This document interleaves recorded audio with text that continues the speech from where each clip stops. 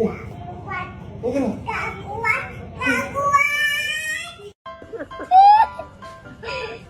Kade ni immigration di. Lo milih di.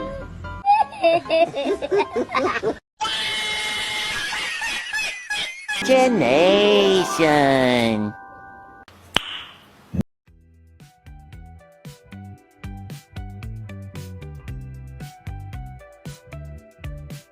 Klasifikasi data ialah proses mengelompokkan data berdasarkan karakteristik tertentu untuk mempermudah analisis dan penggunaan. Langsung saja kita masuk dalam pengertian data.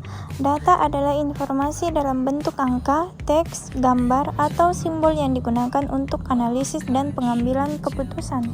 Sumber data adalah asal atau tempat di mana data diperoleh untuk dianalisis atau digunakan dalam penelitian dan pengambilan keputusan. Jenis sumber data terbagi menjadi dua, yaitu data primer dan data sekunder. Yang pertama adalah data primer, adalah data diperoleh langsung dari sumber aslinya. Contohnya adalah hasil wawancara, survei langsung, dan observasi lapangan.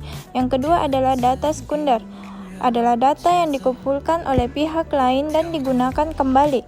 Contohnya adalah layanan pemerintah, jurnal penelitian, data dari BPJS. Sifat data adalah karakteristik data yang menentukan bagaimana data diklasifikasikan dan digunakan dalam analisis. Terbagi menjadi dua jenis, yaitu yang pertama adalah data kualitatif, adalah data berbentuk deskripsi atau kategori, tidak berupa angka. Contohnya adalah warna rambut dan tingkat kepuasan pelanggan. Yang kedua adalah data kuantitatif, adalah data berbentuk angka yang dapat dihitung atau diukur. Contohnya adalah usia seseorang dan tinggi badan. Selanjutnya kita masuk kepada jenis data. Jenis data mengacu pada bentuk dan karakteristik data yang digunakan dalam analisis. Terbagi menjadi dua jenis, yaitu data diskrit. Data diskrit adalah data dalam bentuk bilangan bulat yang tidak memiliki nilai pecahan. Contohnya adalah jumlah siswa dalam kelas 30 orang.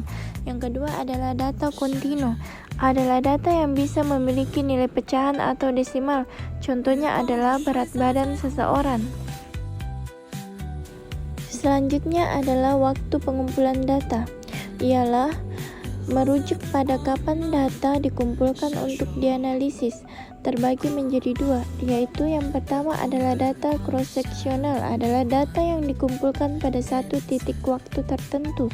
Contohnya adalah data jumlah penduduk pada sensus tahun 2025. Yang kedua adalah data time series, adalah data yang dikumpulkan secara berkala dalam periode waktu tertentu. Contohnya adalah data harga saham dari tahun 2010 hingga tahun 2025. Baik, kita masuk pada bagian terakhir, adalah cara perolehan data, adalah menunjukkan bagaimana data dikumpulkan dari sumbernya. Terbagi menjadi 4 jenis. Yang pertama adalah data observasi, ialah data diperoleh melalui pengamatan langsung. Contohnya adalah mengamati perilaku pelanggan di toko. Yang kedua adalah data wawancara, adalah data yang dikumpulkan melalui tanya jawab dengan responden. Contohnya adalah wawancara dengan pelanggan tentang kepuasan layanan. Yang ketiga adalah data kuesioner, adalah data yang dikumpulkan melalui formulir yang diisi oleh responden. Contohnya adalah survei kepuasan pelanggan melalui Google Forms. Yang keempat adalah data dokumentasi, ialah data yang diperoleh dari dokumen atau arsip yang sudah ada. Contohnya adalah laporan tahunan perusahaan dan jurnal penelitian.